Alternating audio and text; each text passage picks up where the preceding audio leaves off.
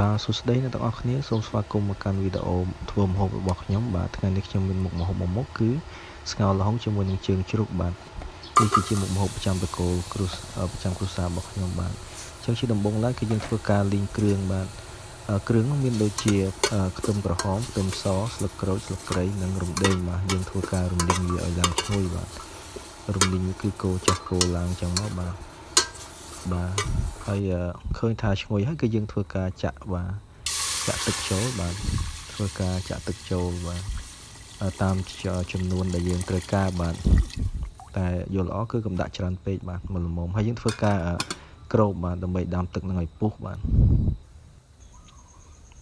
បន្តមកទៀតបាទយើងធ្វើការបង់នៅសាច់ជ្រូករបស់យើងចូលបាទគឺឆ្អឹងជើងជ្រូករបស់យើងបញ្ជាក់ឆ្អឹងនេះគឺយើងធ្វើការស្រុះរួចជាមុនហើយបាទដើម្បីកាត់បន្ថយក្លិនឆ្អាបហើយនឹងទឹកស៊ុបរបស់យើងនឹងថ្លាបាទបន្តមកយើងធ្វើការបង់ល្ហុងចូលតែម្ដងបន្តមកទៀតគឺយើងធ្វើការបង់គ្រឿងចូលតែម្ដងបាទមានរ៉ូឌីបាទមានអំបិលបាទប៊ីចេងស្ករទឹកត្រីបាទតាមចំណង់ចំណូលចិត្តរបស់យើងបាទ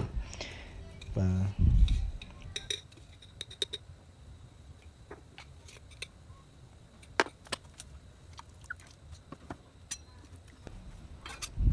ន្តទៀតធ្វើការគ្របហើយរំងាស់វាបាទឲ្យផុយបាទទាំងបន្លែទាំងសាច់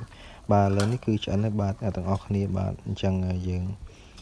ធ្វើការបង់នៅដើមខ្ទឹមចូលបាទដើម្បីបន្ថែមនៅក្លិនឲ្យកាន់តែឈ្ងុយបាទការភ្លក់ទាំងអស់គ្នានេះខ្ញុំមានជ្រក់ប្រហុកបាទជ្រក់ប្រហុករបស់យើងអូខេបាទនេះតំណងអត់អ្នកទាំងអស់គ្នាបាទនេះដាក់ជើងមកបាទ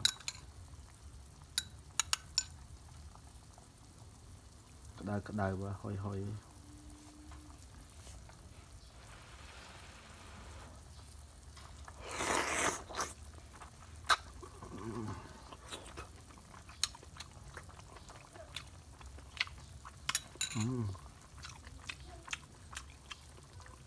ឆ្ងាញ់បង